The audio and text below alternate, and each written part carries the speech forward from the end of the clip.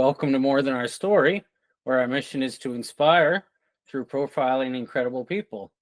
I'm Daniel Height, and today I'm joined by Mark Black. Mark is a resilience expert who speaks and coaches worldwide. He's an award-winning author and the only person in history to run a marathon with somebody else's heart and lungs. Mark, I'm thrilled you made time to be here today and share your story. Thanks for having me, Daniel. Good to be here. So, Mark, you've faced tremendous adversity your whole life. You were born with a heart defect requiring 2 surgeries before you turned 1. And then you had to receive a rare and dangerous heart and double lung transplant at 23. When did you realize your potential to transform adversity into your strength and help others? I guess that's an interesting question. So I guess probably, it begins much earlier because I was born with a congenital heart defect. So I had health challenges my entire life. And I think my parents are probably largely responsible for that mindset and kind of that internal drive to make something out of challenge. But when I realized the path that I would take as an adult, it was probably age 26. I was about a year and a half, 2 years post-transplant, and I was starting to get some invitations to speak at local Rotary clubs and service clubs and a few schools, things like that, and share my story. And so I was, doing that and with no aspiration to do that professionally, just, trying to share what I had learned from my experience with some people. And I spoke at a local high school graduation, and one of the parents at the reception afterwards came up to me and said, asked me how he could book me to speak at his company. And I really didn't know what was happening. I didn't even know that was a thing. He was asking me for business cards and fees, and that man kind of changed my life because he explained to me that, oh, we bring people like you into my company to do what you just did on the stage there, and I think we pay them pretty well. And I said, well, tell me more about that, right? And I went home that night and began, go to Google and say, how do I do this? And slowly but surely, over the course of a couple of years, turned that into a career that's now brought me to 30-something states in every province and a couple of countries around the world. So, it was a slow realization over a period of time, I guess. But that man certainly lit the spark. So I want to go back to the transplant. You said in your book, it took place in Toronto over 8 hours, and that you didn't remember anything for about 5 days afterwards. Mm-hmm. What's the first thing you can remember clearly after, I use the term waking up loosely, but what's the first clear thought you can remember? The clearest thought is different from the first kind of awareness happened 2 or 3 days. There were some in and outs where things were foggy, but I was aware that the transplant had happened and that, I was still alive. But the first real clear awareness was probably the 5th, 6th day. And I was sitting up in my bed in the ICU for one of the first times since the surgery, and still got wires and everything everywhere. But I was very conscious of this strong rhythmic heartbeat in my chest that did not belong to me. And it was the first real awareness that, oh my gosh, like someone else's heart and lungs are now in my body working, and my body now will work in a way that it didn't work before. And it was this realization that now there's potential for things to be different, for me to be able to do things I couldn't do before. And there was still a huge road ahead in terms of recovery and potential obstacles, but the potential for a healthy new reality was there, and that was pretty exciting. What was your first goal, and how did you maintain focus during that long and arduous journey? Yeah, so the the first big goal, oddly enough, was to run a marathon, which is a strange first goal because I should have had some smaller ones along the way, and eventually I did kind of break it down. But that was the first big. I sat up in that bed and I went, geez, I wonder if now that I can breathe well, my heart beats normally, I'm going to be able to exercise that I haven't been able to in a long, long time. I wonder if I could run again was the first thought, and then I thought, well, geez, I wonder if I could run a marathon. And at the time that I decided that, I was like sitting in a bed with wires in me, like I was nowhere near. I couldn't barely walk on my own.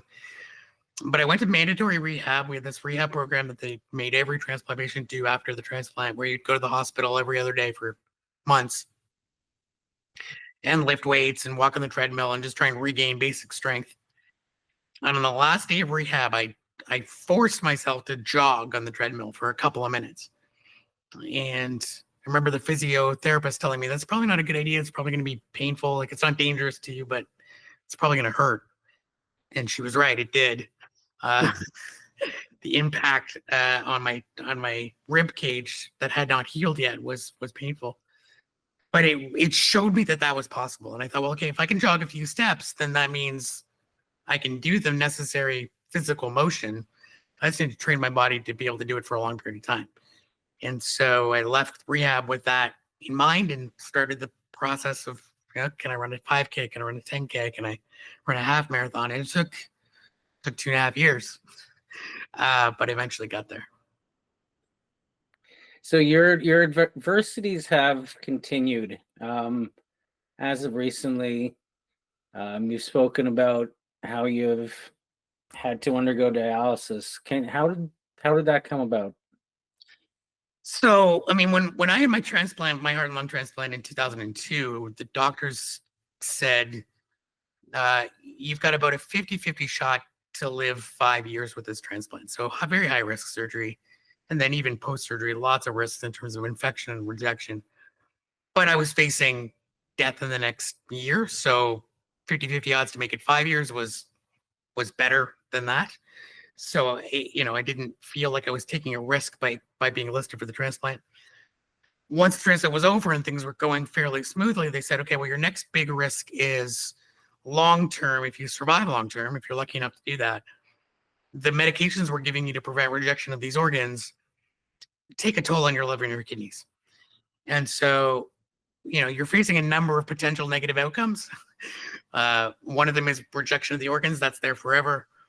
If you don't succumb to that, then the medications we give you to prevent rejection can cause cancer. They leave you at high risk for many infections that, because your system doesn't work properly, because your immune system is not working properly, are much more serious for you than the average person. So you can imagine COVID was an incredibly scary time for me. And then if those two things don't get you, then you're at high risk for cancer and kidney failure and. And so over the last 3 years, my kidney function has slowly declined. And then about 3 months ago, doctor said, look, you're at the end stage now. We're going to have to put you on dialysis and potentially give you a kidney transplant down the road. So I started dialysis, 3 weeks ago. And so far so good. The biggest challenge for me is I'm an otherwise healthy, active person. We have 3 kids. I travel a lot for work. So it's really about the scheduling of things more than anything else. Dialysis is, for me, is 4 hours a day, 3 days a week. So it's a lot of time that's occupied with that. Fortunately, I can usually get some office work done during that time, and they have Wi-Fi at the hospital, so that makes it a lot easier. But it's a challenge for sure. You've spoken about doing hard things to build up your resilience muscle. I assume most of your teachings come from your own lived experiences. Would you do anything differently? Oh, look, I made tons of mistakes, but I think, that teaching certainly comes from my lived experience, but it turns out that it's bared out in science. It's bared out in, it's 2,000-year-old advice. It's Stoic wisdom too. The idea that just like we go to the gym and train our muscles by straining and stretching and essentially breaking our muscles. I mean, when you go to the gym and you lift weights, you're creating micro tears in muscles that then repair themselves and grow, and that's what builds the physical muscle that you see. And I think psychologically we do the same thing. If we can push ourselves and create a little bit of discomfort and stretch ourselves a little bit, we have those moments of stress and strain, but then we recover. And in so doing, we realize, hey, that thing that was challenging didn't break me, right? It was uncomfortable, it was difficult, but I'm still here. And now I've learned some things, and I'm probably better equipped to deal with the next challenge that I face. And so I challenge people all the time. You're going to face challenges no matter what, but I invite you to do it proactively in ways that you choose, where it's maybe safer, so that you build the capacity within yourself and the confidence within yourself to know that when you have to face the other stuff, you're ready, because nobody's life is free from that. So I'd like to switch gears to Yeah. your book, the Resilience Roadmap. Based on your own experiences, it's pretty much you codifying your principles for resilience. Why did you choose to write the book? Well, I've been speaking about the concepts for a couple of years, and I wanted, well, a couple of things. I wanted something to leave behind. So, my main work is to travel and speak at a conference or an event where I'm going to get maybe 75 minutes with a group, and then I'm going to hang out afterwards and chat with people. But I'm going to leave within a couple, 3-4 hours later. And I know from my own experience that you can light a spark in someone, you can create a little inspiration in someone. You can't create long-term behavioral change in anybody or in yourself in a couple hours. And so what could I do to give people tools so that they could sustain any change that they wanted to make well after I was gone? And I do some coaching, but that's not accessible for everybody. And so the book was the next best thing. And so it was a way to continue the conversation and also to reach people who were never, I was never going to get to speak for or to. And so I sat down and I went, okay, well, what does this, if I had to lay this out in a step-by-step process, what's it look like? And that's where the Resilience Roadmap came from. So I'd love to flip the script for a moment. Your 7 guideposts. I'm going to ask them of you. Sure. When did you first acknowledge your situation? Great question. Yeah. So the first step in the process is acknowledge. And I was sitting in a hospital room in Toronto, 1,400 kilometers from home with my dad. My mom and my brothers are home in Moncton, New Brunswick, where I'm from. And I am in a mental space of still just anger, resentment, fear, stages of grief, whatever that early stage is. I'm just mad. And I'm still refusing to admit to myself that this situation is as bad as it is.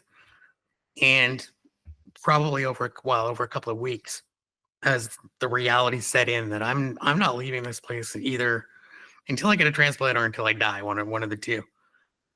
That I had to kind of look in the mirror and go, okay, like this is it. Like we've been talking about the potential for this to happen for a long time.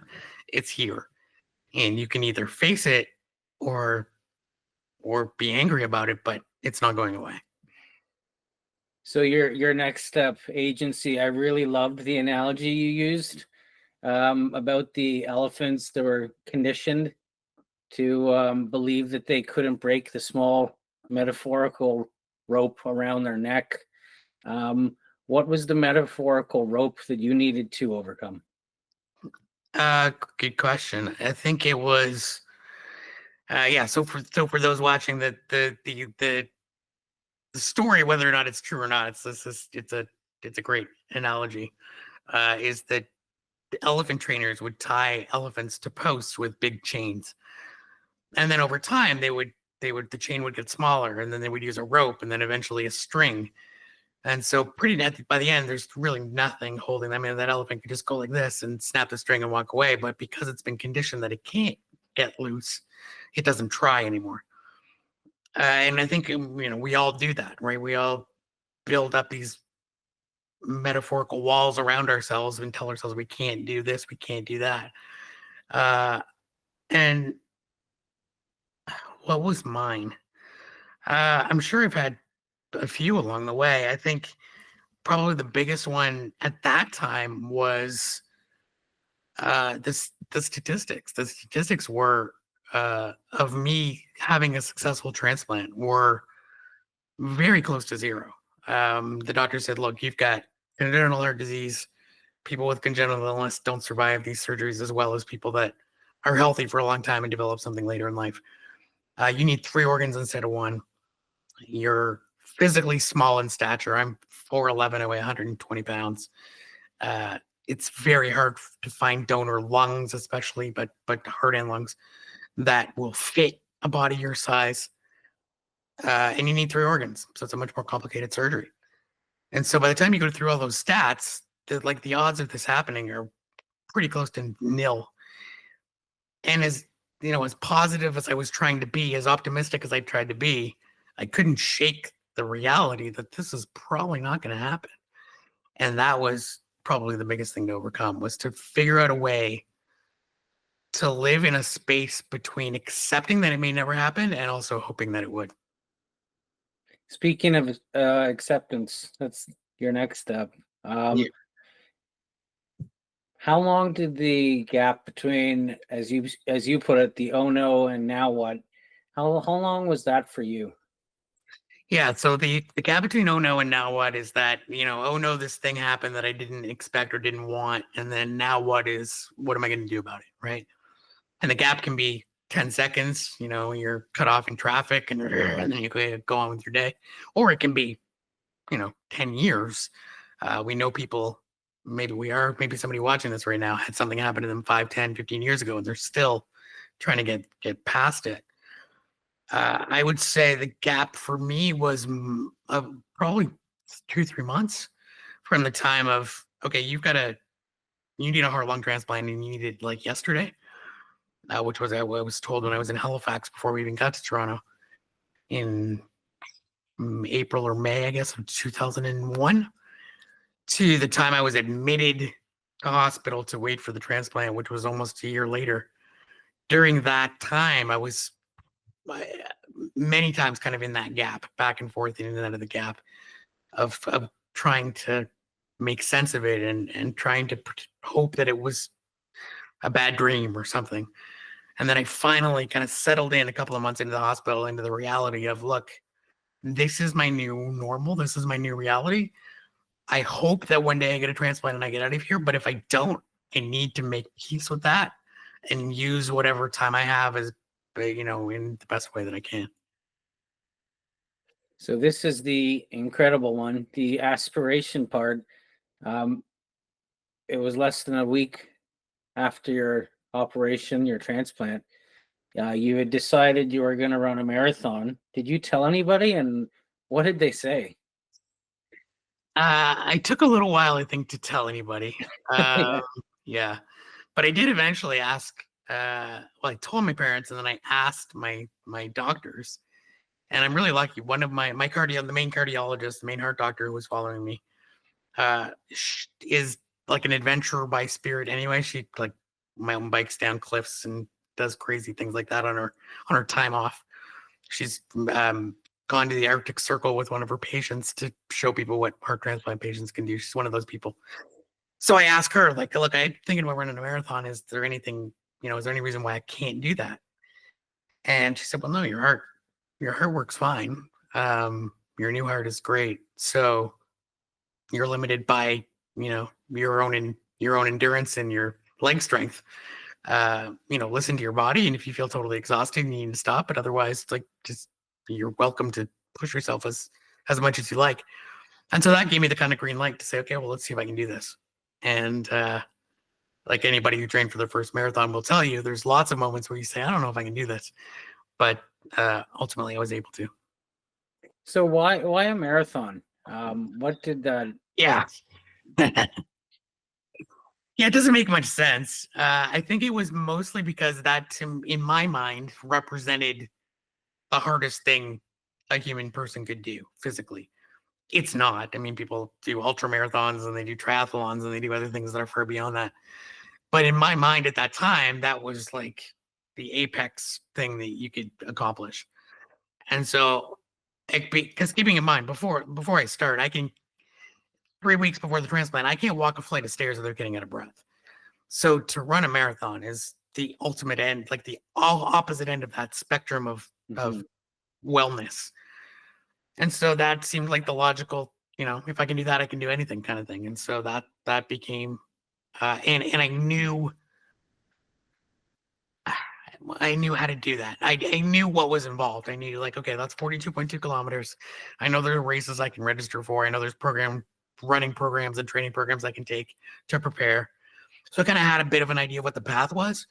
So yeah, I guess just like kind of logically, that seemed like a good goal to have. And to assess how, well, actually, I'm curious, which marathon did you run? I ran the first one I did was the Blue Nose Marathon. It's run in Halifax, Nova Scotia. Very hilly course. Often bad weather. The day that I ran it, it was a tropical storm verging on hurricanes. It was a horrible, horrible day. And I never went back again, and I don't think you could pay me to go back there again. But I finished it, and the thing that I talk about often in my programs, I talk about in the book, is when you do something like that, and that, look, it's an analogy for any hard thing that we do, right? It could be giving birth to a child, it could be starting a company, it could be getting through a divorce, it could be anything. It builds a confidence in you that other things simply can't do, right? And you can look back on those things later and say, if I can do that, then I can do this, right? Whatever this next challenge is. And I think that's the value of doing hard things, is it builds the confidence, the capacity within us to say, I'm the same person that did that thing, except now I'm probably stronger, smarter, have more resources than I did before. So whatever I'm going to face next, like I can do it, right? I have the ability to do this. And I think that's a gift that we need to give ourselves more often. Well said. So you're also a professional speaker, as you've mentioned. You've given countless presentations to businesses, healthcare professionals, schools, and youth events. What thread connects these presentations, and which kinds of events do you like the most? Oh, that's a tough one. Well, I mean, the common thread is the message, right? It's all of these groups that bring me in do it. There's a variety of reasons, but one of the core reasons is they want to instill in their people this idea that they can do hard things, that we're going to face challenges and that's okay, that we can leverage challenge and change into growth, right? This whole idea of post-traumatic growth, that it doesn't need to be something we just survive, that we just kind of tread water until things get better, but that we actually use the challenges we face to become better. And yeah, so if there's a common thread in these organizations, it's that they buy into that idea at some level. In terms of favorites, I have different favorites for different reasons. I mean, I love a big crowd. So anytime there's if I get to go to a big association conference with 400 or 500 people, I love that. There's also some fun little ones though, and some cool places that I get to go. So, we get to take my wife to Hawaii a couple of years ago. That was pretty amazing. And I also get to see, parts of Canada and the US that I otherwise would never go to. Like, I mean, I've been to rural Saskatchewan, and I've been to Wyoming, and I've been to, places that I would never have probably ventured as a tourist. And that's, I meet some pretty cool people. So that's part of the fun as well. So when it comes to your healthcare presentations, how much comes from your own experience?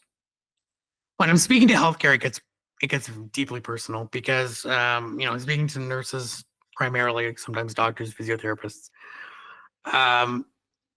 And what I realized in working with those groups, Daniel, is that as much as they want the content, and I try and give them useful content, obviously, I as I stand there, I am a physical representation of their success, right? Like I, I am alive because of what they do, and I say that to them. I say, look, I'm here because of people like you in this room, right? Without nurses, without doctors, without physiotherapists, without social workers, without all of these people that are involved in the healthcare system, I'm literally not alive. I'm the product of medical intervention at many points in my life. And so I think there's just this mutual respect that we have for each other, and my admiration for them, and then their ability to see their work in me creates a really special experience. And so yeah, it becomes deeply personal. So you're very heavily involved in your community charities and fundraising. You've raised hundreds of thousands of dollars for organ and tissue donation awareness. Um, I'll let you speak to the importance of that cause. Yeah, so well, I mean, I'm not alive without it, so I have a very biased opinion about it, obviously. But each healthy human being has the opportunity, could have the opportunity to save or improve a dozen lives, and to save a dozen lives and improve 30 or 40 lives through tissue donation. So, I think of it as a resource. I think of it in the same way that you wouldn't throw away, um, something valuable. We should be thinking about what we're going to do with our body when we're done with it. And whatever your beliefs are, my invitation is just that you think about it ahead of time, and that you have a conversation with your family so they know what you want. I've always said I'm never here to convince someone that has made a decision contrary to my opinion, to change their mind. If you've made a decision, that's fine. It's to the thousands of people we know, statistically, who just never talk about it. Those are the people I'm talking to say, have a conversation with your family, because if, God forbid, something happens to you, it's your next of kin that are going to make that decision for you. And without having had the conversation ahead of time, they're forced to make a very challenging guess about what you would want in a very difficult emotional state. And so just having that conversation ahead of time can make life for them easier and can potentially save lives. So probably along the same vein, you started the transplant trot in your hometown back in 2004. It's now being carried out cities across Canada. What was the mission there, and where can people sign up for this year's event? Great questions. Thank you. The mission was, I like there's so many causes in the world like this. Until you're affected by it, you're just unaware, right? There's just so much going on in the world. How can we possibly be aware of everything? And so as I got into this transplant journey and realized that the dismal donor rates, and how few people are ever eligible to be a donor, and how many people are waiting, and how many people die on the waiting list, and then to have been fortunate enough to get my transplant, I felt like I needed to do something to help the people who were still waiting. And so I started giving presentations about it, and I thought, well, what are the other things we could do? And I'm already starting to run, and so it just kind of, I was seeing these other charity runs, going, well, maybe we could do a run. And so we did this first thing, and I called it a trot, both because there was alliteration, but also because we were trotting, we were walking and running. It wasn't about the athletic part of it necessarily. And we were doing, I remember the first one we did, there was like a couple dozen people, and we did laps of a block in the city. Like, it was very informal. We had some cones, and we might have had a ribbon at the end, and we had a couple dozen people sign up, and we did this little run. But then the next year we did it again, then we get the running room involved, and then the running room helped us to get it to a couple other cities, and then other provinces started to pick it up, and then the Canadian Transplant Association, which is a group that promotes organ and tissue donation across the country, picked it up and started to partner with it. and then that's when it started to grow and grow. And then I've actually not really a part of it at all anymore. And it's still growing, which is really, really exciting. And the running room and the partnerships with the Canadian Transplant Association helped us to take the fundraising to a whole other level. So you're also on the board for 2 nonprofits, I believe, related to youths and youth struggling with mental health challenges. How important is it to give young people agency and a voice? Oh, it's huge. They are, I mean, look, every generation since the dawn of time has said kids these days, they aren't like they used to be. And that's true, but we weren't like our parents, and our parents weren't like theirs. And we tend to blame the kids. And the reality is, look, our kids, I have a 16-year-old, 13-year-old, and an 8-year-old, and they live in a reality that we never had to deal with, right? I mean, they have these digital devices and access to information 24/7, and the mental health effects are very clear. It's challenging, and then they've been through a global pandemic, and so there's a mental health crisis among youth in our world. That's just a reality. And in my work that I was doing with schools, that was clear to me. The number of conversations I was having with young people who were talking about dealing with depression and all kinds of mental health challenges, and I went, well, it's just like we're going to be able to do something. And so this amazing organization here in my area called Atlantic Wellness provides free counseling, professional counseling for youth in our region, because the waiting lists can be incredibly long. And so they said, let's cut out the middleman, figure out a way to give professional counseling to young people. And so when I saw them doing it, I said I need to be involved. And so I got on the board, and I served, I think 6 or 7 years on that board, trying to just give more access to more young people so that when they're in crisis, they have somewhere that they can go. So you've already spoken to it a little bit. Do you think it's that young adults and adolescents are under more pressure today, or do you think we're just paying more attention to their mental health?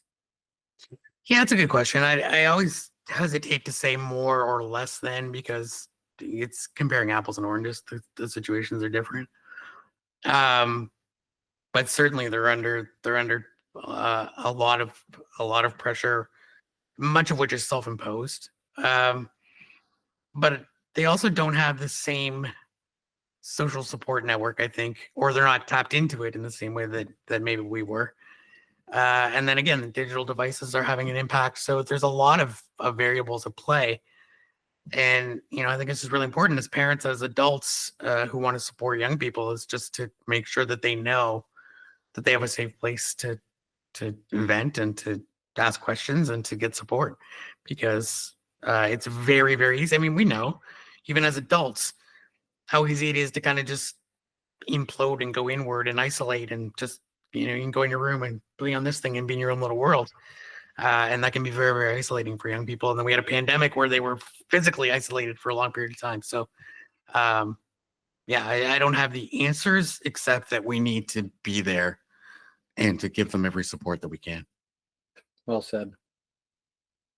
So in December, you were elected president of the Canadian Association of Professional Speakers. You've been speaking for nearly 20 years. What's the most, or some of the most important lessons you've learned, not just speaking, about the role of the speaker in society? That's a great question. Yeah, first of all, I can't believe it's been 20 years. I don't feel that old, but I am. Yeah, I mean, you could argue that we're just window dressing, that we, I show up for an hour and a half at an event, I'm in and I'm out, and what difference does that make?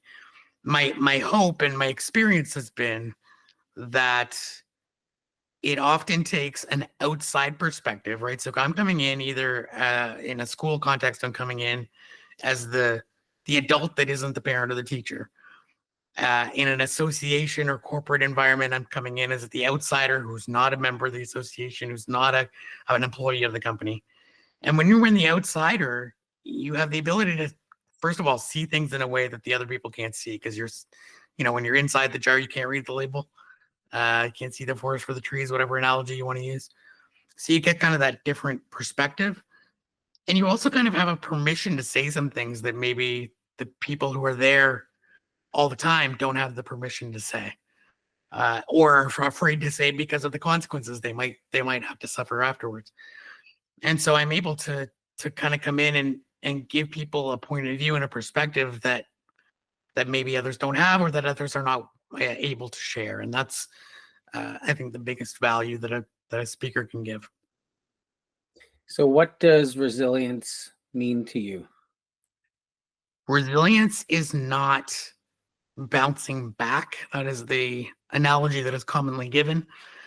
And I think it's destructive in the sense that it sets people up for failure, because it insinuates that we can return to a fictional past that was ideal. And A, the past was never ideal, and B, we can't go backwards. So it's not about bouncing back, it's about growing through. It's about not just returning to some status quo, but actually leveraging what we've been through into post-traumatic growth, so that we're better versions of ourselves, not in spite of, but because of what we've been through. And what advice would you give to people facing adversity? I would ask yourself, how can I use this? What do I have? What can I learn? And also give yourself permission to have bad days. So I really don't think it's about being positive all the time or pretending like everything is great when it's not. Acknowledge the pain, acknowledge the challenge, but then say, how can I use this in a proactive, constructive way? Because when we give purpose to our pain, it allows us to endure it much more easily. I love that. Great answer. So what do you hope people take away from this interview? Wow. Hope, encouragement, confidence. I think we don't give ourselves enough credit. I think anybody listening to this has already been through some stuff in their life. I often have people come up to me and say, wow, like I've been through this thing. It's nothing like what you went through. And I'm, oh, no, it's not about comparison. We all have different experiences. We also have different tools to cope with those experiences. But you have been through some stuff, and that means that you've learned some things, and you've probably built some resilience muscle, if you like. Keep building it. Keep making it stronger. The time to have your emergency kit is the time to put the emergency kit in the car is not the day after the emergency, it's the day before, right? So build the tools now so that when you need them, they're going to be there. So Mark, you've often said that the key to building resilience is to embrace your adversity and transform it to your advantage. You've more than accomplished that. And I just want to thank you. I appreciate you taking the time today to come share your story. And I just want to say thank you very, very much. It's been an honor. Well, thank you, Daniel. It's been a pleasure to be here.